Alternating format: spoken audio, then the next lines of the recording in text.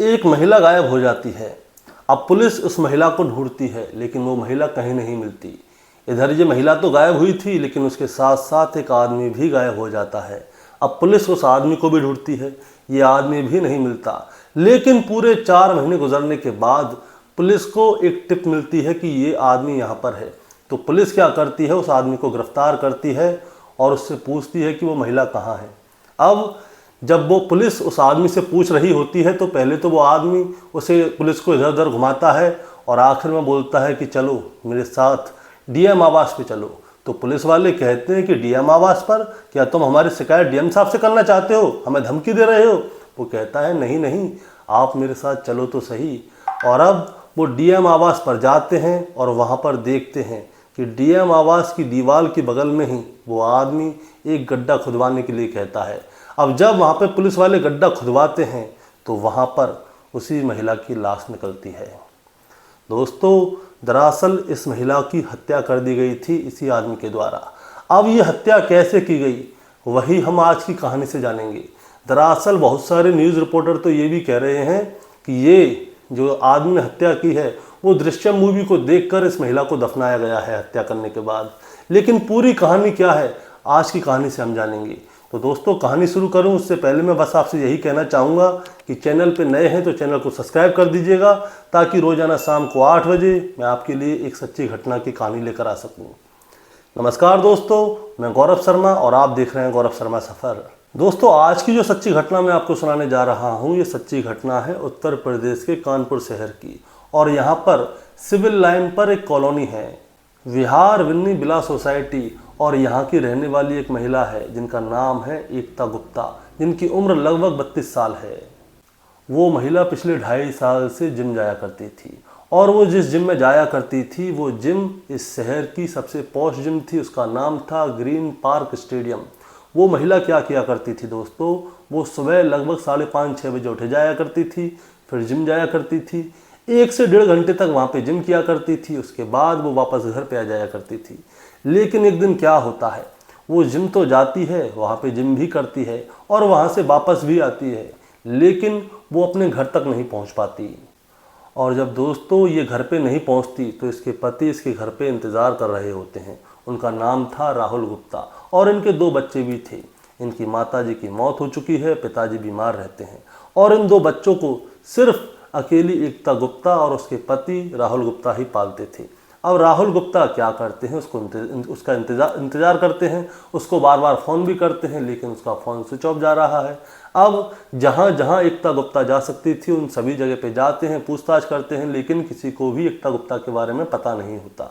फिर उसके बाद क्या होता है, राहुल गुप्ता परेशान हो जाते हैं और आखिर में वो नज़दीकी पुलिस स्टेशन जाते हैं। अब दोस्तों, जब वो पुलिस के पास जाता है तो वो पुलिस से कहता है कि सर, मेरी पत्नी जो है उसका अपहरण हो गया है, वो कहीं गायब है, वो सुबह से मिल नहीं रही है, आप कृपया करके उसे ढूंढ दीजिए। तो पुलिस वाले क्या है उसकी बात पे ज़रा ध्यान नहीं देते। वो उससे कहते हैं कि तुम्हारी पत्नी किसी के साथ हो सकता है भाग गई हो, किसी से प्रेम प्रसंग हो, तुम उसका फ़ोन नंबर वगैरह ढूंढो, उसको ढूंढो कहाँ गई है। लेकिन ये बात सुन के होता क्या है दोस्तों, राहुल गुप्ता को बहुत बुरा लगता है, लेकिन पुलिस वाले हैं, वो क्या कर सकता है।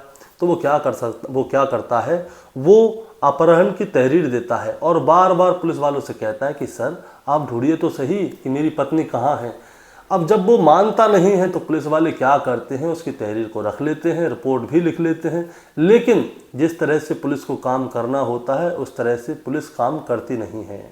अब दोस्तों, समय गुजरता जा रहा था और दिन भी गुजरते जा रहे थे, और इधर राहुल गुप्ता बहुत ज़्यादा परेशान थे।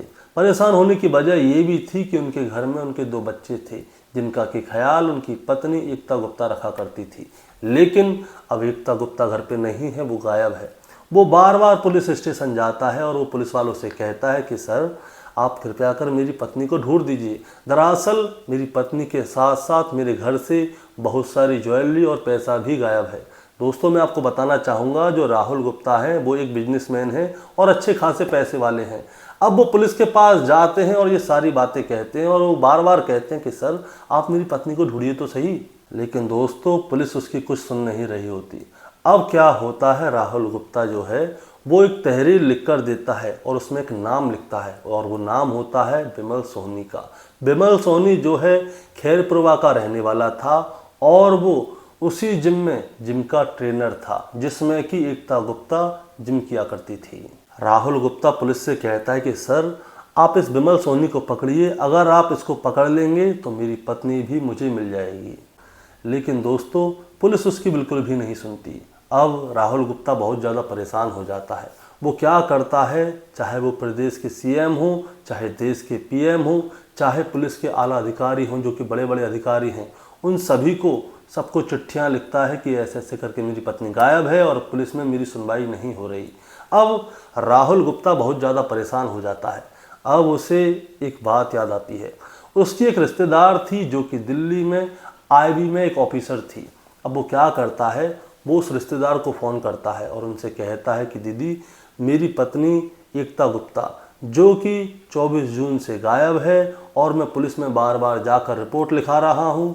तो पुलिस क्या है, रिपोर्ट तो लिख ली है लेकिन उसके ऊपर कोई भी काम नहीं कर रही है।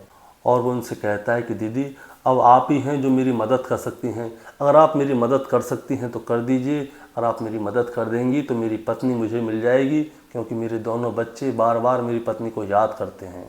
और अब जो आईबी ऑफिसर होती हैं वो क्या करती हैं, वो कानपुर पुलिस से सीधे संपर्क करती हैं और उनसे कईयों बार बात करती हैं कि इनकी पत्नी को ढूंढिए क्योंकि ये बहुत ज़्यादा परेशान हैं। लेकिन क्या होता है दोस्तों, पुलिस उनकी बात पर भी ज़्यादा ध्यान नहीं देती। अब उनकी तरफ से प्रेशर आता है तो कानपुर पुलिस क्या करती है, वो 4-5 टीम गठित कर देती है जिसमें से कि कुछ को कानपुर के आसपास के ज़िले में घुमाती है, कुछ ग्वालियर चली जाती हैं, कुछ पंजाब चली जाते हैं, लेकिन किसी को भी कोई नहीं मिलता। दरअसल दोस्तों ये समय गुजरता जाता है और पता ही नहीं चलती कि कब इस महिला को गायब हुए 4 महीने हो गए। लेकिन दोस्तों इन 4 महीने में क्या होता है, पुलिस क्या करती है, 4 महीने में अपने कुछ खबरें छोड़ देती है और वो उनसे कहती है कि जो बिमल सोहनी है जो कि रायपुरवा का रहने वाला है और जो इस जिम का ट्रेनर था, वो कहीं भी दिखाई दे तो इसके बारे में तुरंत पुलिस को रिपोर्ट कराएं कि ये यहाँ पर देखा गया है। और अब आ जाती है दोस्तों 26 अक्टूबर 2024 और 26 अक्टूबर 2024 को पुलिस के पास एक फ़ोन आता है कि जो बिमल सोहनी है वो अपने परिवार से मिलने के लिए रायपुरवा आ रहा है। अब जैसे ही पुलिस को ये वाली बात पता चलती है कि बिमल सोहनी अपने परिवार से मिलने के लिए आ रहा है तो पुलिस क्या करती है, तुरंत उसके गांव पहुंच जाती है उसे गिरफ्तार करने के लिए। दोस्तों मैं आपको बताना चाहूँगा कि पूरे 4 महीने से यानी कि 24 जून 2024 से बिमल सोहनी का नंबर जो था वो स्विच ऑफ था और पुलिस उसे हर जगह ढूंढ रही थी लेकिन पुलिस को वो कहीं भी नहीं मिलता। आखिरकार 26 अक्टूबर 2024 को पुलिस को एक टिप मिलती है कि बिमल सोहनी जो है अपने परिवार से मिलने के लिए आ रहा है, तो पुलिस तुरंत उसके घर पे जाती है और उसको उसके घर से गिरफ्तार कर लेती है। और अब दोस्तों जैसे ही पुलिस बिमल सोहनी को गिरफ्तार करती है तो उससे एक ही बात पूछती है कि एकता गुप्ता जो कि तुम्हारे जिम में तुमसे ट्रेनिंग लेती थी वो कहाँ है, जब से तुम गायब हो तभी से वो गायब है। तो बिमल सोहनी कहता है कि सर मेरे को कुछ भी नहीं पता एकता गुप्ता कहाँ है कहाँ नहीं है। दरअसल जब एकता गुप्ता गायब हुई थी तो उसकी रिपोर्ट में मेरा नाम लिखा गया था। अब मेरा नाम लिखा गया था, मुझे तो लगा डर, इसीलिए मैं अपना घर छोड़ के भाग गया कि कहीं ऐसा ना हो कि आप इस सारे इल्ज़ाम को मेरे ऊपर रख दें। लेकिन पुलिस को उसकी बात पर ज़रा भी यकीन नहीं होता। दरअसल दोस्तों पुलिस को उसके ऊपर शक क्यों था वो आपको कहानी में आगे पता चलेगा। अब पुलिस क्या करती है, इसे अपने साथ थाने लेकर जाती है और इससे पूछती है कि सही सही बताओ तुमने एकता गुप्ता के साथ क्या किया और एकता गुप्ता कहाँ है। अब जब पुलिस इसके साथ थोड़ी सख्ती बरतती है तो ये बोल जाता है, ये पुलिस को अपने साथ गंगा किनारे लेकर जाता है और कहता है कि मैंने एकता गुप्ता की हत्या करके गंगा में फेंक दी और उसके बाद उसकी लाश बह गई। अब पुलिस क्या करती है, जितने भी रास्ते से होके गंगा जी जा रही थी उसके आसपास के सभी पुलिस थाने, पुलिस स्टेशन और थानों में सब जगह इत्तला करती है कि 24 जून 2024 के आसपास से यहाँ से कोई लाश बही है क्या किसी औरत की, या फिर किसी औरत की लाश पाई गई है। लेकिन 24 जून 2024 से 8-10 दिन के आगे पीछे तक कोई भी महिला की लाश नहीं पाई थी। तो पुलिस कहती है कि ये तो झूठ बोल रहा है, नहीं तो लाश तो पाती। गोताखोरों से भी पूछती है, बहुत सारे लोगों से पूछती है, लेकिन किसी को भी वो लाश नहीं पाती। अब पुलिस क्या करती है, उसके साथ सख्ती बरतती है, सही सही बता क्या किया तूने। अब वो क्या करता है, पुलिस को फिर से गुमराह करने के लिए एक और जगह लेके जाता है, फिर दूसरी जगह लेके जाता है, फिर तीसरी जगह लेके जाता है। तो पुलिस क्या है, उससे हो जाती है परेशान। अब पुलिस परेशान हो जाती है क्योंकि सुबह से इसको लेकर घूम रहे हैं, 9 घंटे हो चुके हैं, लेकिन अभी तक हमें एकता गुप्ता या उसकी लाश नहीं मिली। अब क्या होता है दोस्तों, पुलिस वाले इसको अच्छी तरह से झड़ी मारते हैं और इसको टाइट करते हैं। तब जाके ये कहता है कि सर ऐसा कीजिए, डीएम ऑफिस चलिए, मैं आपसे वहीं पे बात करता हूँ, एकता गुप्ता वहीं पे है। तो पुलिस वाले सोचते हैं कि ये शायद हमको बेवकूफ़ बना रहा है, ये डीएम ऑफिस जाकर हमारी शिकायत डीएम साहब से करना चाहता है। अब दोस्तों मैं आपको एक और बात बताना चाहता हूँ। दरअसल जो डीएम ऑफिस था, जो यहाँ की पुलिस लाइन थी, जहाँ पे कि डीएम ऑफिस, जजेस कॉलोनी वगैरह होती है, तो यहाँ पे एक फिटनेस क्लब था जो कि डीएम, जज वगैरह या बड़े बड़े अधिकारियों का होता है। वहाँ पे ये जो ट्रेनर था, ये क्या करता था, लगभग 10-12 साल से डीएम और बड़े बड़े अधिकारियों को फिटनेस ट्रेनिंग देता था। यानी कि उस फिटनेस क्लब में ये उन लोगों को ट्रेनिंग देता था, उन लोगों से इसकी बोलचाल थी। तो पुलिस वाले सोचते हैं कि इसकी बोलचाल तो उन लोगों से है ही, अब इसकी बोलचाल उससे उन लोगों से है तो ये हमारी शिकायत करना चाहता है। अब ये कहते हैं कि तुम क्यों ले जाना चाहते हो, हमें बताओ। तो ये सोलंकी क्या करता है, वो कहता है, सोहनी, अब ये क्या करता है, विमल सोहनी, वो कहता है कि आप चलिए तो सही साहब, लाश वहीं पे है। अब ये लोग पहुंच जाते हैं पुलिस लाइन पे, यहाँ पे की जजेस कॉलोनी होती है। अब वहाँ पे डीएम आवास की बगल में ही, ऐसे डीएम की तो आवास ये है, उसके बाद एक बाउंड्री है और बाउंड्री के इधर में थोड़ी सी जंगल झाड़ियाँ थीं।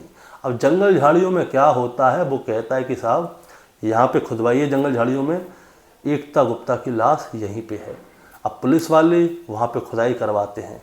अब जैसे ही 2-4 फुट की खुदाई होती है तो पहले तो लोवर टी शर्ट वगैरह निकलती हैं और उसके बाद कंकाल के हिस्से निकलना शुरू हो जाते हैं। तो पुलिस समझ जाती है कि विमल सोहनी ने ही एकता गुप्ता की हत्या की है और यहाँ पे लाके उसको दफना दिया है। अब जैसे ही डीएम आवास की बगल में एकता गुप्ता की लाश के कंकाल निकलते हैं तो बड़े बड़े आला अधिकारी, न्यूज़ रिपोर्टर और बहुत सारी भीड़ वहाँ पे लग जाती है कि दृश्यम मूवी की तरह विमल सोहनी ने भी एक महिला की हत्या की और डीएम आवास के बगल में दफना दी। दरअसल जितने भी न्यूज़ चैनलों पे इसको दिखाया जा रहा था, उस पर दिखाया जा रहा था कि ये देखिए, एक मूवी को फॉलो करते हुए इस कातिल ने भी एक महिला की हत्या की और डीएम ऑफिस के बगल में दफना दिया। लेकिन दोस्तों, रियलिटी और रील में बहुत ज़्यादा फर्क होता है। अब एकता गुप्ता की लाश को पुलिस जब्त कर लेती है और पोस्टमार्टम के लिए भेज देती है और जो विमल सोहनी था इसको उठाकर लाती है थाने। और अब इससे पूछा जाता है कि अब बताओ कि तुमने एकता गुप्ता की हत्या क्यों की। और फिर जाके विमल सोहनी पूरी कहानी सुनाता है। और कहानी क्या थी दोस्तों, मैं आपको बताता हूँ।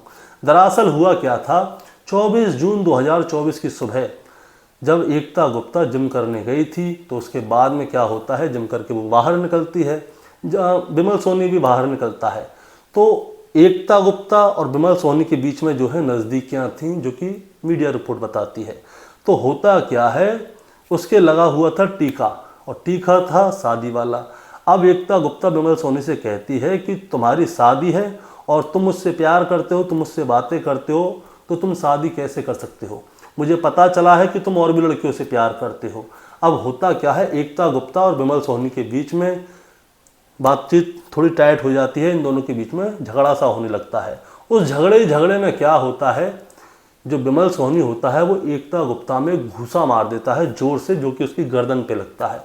और जैसे ही उसमें गर्दन पे घूसा लगता है तो एकता गुप्ता जो है उसकी कार में गिर जाती है। अब जैसे ही एकता गुप्ता इसकी कार में गिरती है तो विमल सोहनी को डर लगता है कि अरे ये क्या हुआ। अब वो उसको उठाने की कोशिश करता है, लेकिन एकता गुप्ता बेहोश हो जाती है और धीरे धीरे करके उसकी नाक से खून बहने लगता है। अब उसकी नाक से खून बहने लगता है तो वो उसको अच्छी तरह से चेक करता है तो पता चलता है कि एकता गुप्ता उस घूसा लगने की वजह से मर चुकी है। अब विमल सोहनी घबरा जाता है कि अब ये क्या करे तो क्या करे। तो ये क्या करता है, उसकी लाश को लेके डीएम आवास की ओर निकल जाता है, जो फिटनेस क्लब था वहाँ पे पहुँच जाता है। और उसकी बगल में पहले ये क्या करता है, पहले तो ये सोचता है कि गंगा नदी पे जाए, बहाए या कुछ और कहीं पे गाड़े, लेकिन इसके मन में आता है कि ये डीएम आवास के घर के पास गाड़ दे ताकि वहाँ पे किसी को पता भी ना चले।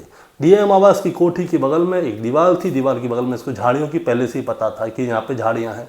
तो वहाँ पे क्या करता है, उसको गड्ढा खोदता है 4-5 फीट का और वहाँ पे उसकी लाश को गाड़ता है और चला जाता है। अब ये चला जाता है तो पहले क्या करता है, ये आत्महत्या करने की कोशिश करता है, लेकिन इसको डर लगता है, ये फिर वापस आ जाता है उसकी लाश के पास, दोबारा से उसको चेक करता है और अच्छी तरह से दफना के और वहाँ से भाग जाता है। और ये क्या करता है, ये पहले महुआ की ओर भागता है, लेकिन रास्ते में इसकी बहन का घर पड़ता है। तो जो कार होती है जिसमें कि ये एकता गुप्ता की लाश को लाया था रख के, उस कार को अपनी बहन के घर पे खड़ी कर देता है और थोड़ी दूरी पे जाके अपने भांजे को कॉल करता है और उससे कहता है कि मुझे कुछ कपड़े वगैरह चाहिए। तो इसका भांजा लाके इसे कुछ कपड़े वगैरह दे देता है। अब कपड़े वगैरह दे देता है तो ये हो जाता है वहाँ से रफू चक्कर। अब मैं आपको बताना चाहूँगा कि पुलिस को इसके ऊपर शक कैसे हुआ। पुलिस को इसके ऊपर शक हुआ कि जब पुलिस इसको सर्च कर रही थी तो इसकी जो कार थी वो उसकी बहन के घर पे मिली थी, जिसके अंदर क्लेचर, एक चुन्नी वगैरह, कोई कपड़ा था कोई, और महिला के बाल वगैरह मिले थे और खून के निशान मिले थे। इसकी वजह से पुलिस को इसके ऊपर शक था कि हो ना हो विमल सोहनी ने ही एकता गुप्ता के साथ कुछ किया है और वो गायब है। अब दोस्तों, एकता गुप्ता की जो पोस्टमार्टम रिपोर्ट है और डीएनए रिपोर्ट है वो आने वाली है कि ये लाश दरअसल 4 महीने बाद मिली है और 4 महीने में सब कुछ खत्म हो चुका था, सिर्फ हड्डियाँ बची थी। अब डीएनए चेक रिपोर्ट आ जाएगी, उसके बाद ही पता चलेगा कि ये एकता गुप्ता ही है या कोई और है। और दूसरी बात ये कि ये विमल सोहनी को अच्छी तरह से इससे जांच पड़ताल की जा रही है कि विमल सोहनी ने ये हत्या अकेले की है, अकेले ही इसको गाड़ा है या इसके साथ में कोई और भी है। अब दोस्तों, पता चलेगा कि क्या होता है। दरअसल मीडिया का क्या कहना है, मीडिया बता रही है कि इन दोनों के बीच में प्रेम प्रसंग था और उसी के चलते विमल सोहनी ने एकता गुप्ता की हत्या कर दी, क्योंकि विमल सोहनी के जो टीका लगा हुआ था वो शादी वाला टीका था और उसके थोड़े समय बाद शादी की बात चल रही थी, यानी कि शादी तय हो गई थी और इसकी शादी होने वाली थी। अब जो एकता गुप्ता है उसके परिवार वाले चाहते हैं कि ये जो केस है इसको फास्ट ट्रैक कोर्ट में लेके जाया जाए और जल्द से जल्द जो विमल सोहनी है उसको सख्त से सख्त सज़ा मिले। दोस्तों, इस कहानी को सुनाने का मतलब आपको परेशान करना या विचलित करना नहीं था, बस आपको बताना था और जताना था। जताना ये था, आजकल पता नहीं क्या हो रहा है। महिलाएं, अब एक बात बताइए, जो राहुल गुप्ता था इसकी शादी हो चुकी है, अब शादी हो चुकी है, इसकी पत्नी जम जाती है। अब मीडिया वाले कह रहे हैं कि उसके साथ उसके संबंध थे, हम नहीं बोल रहे।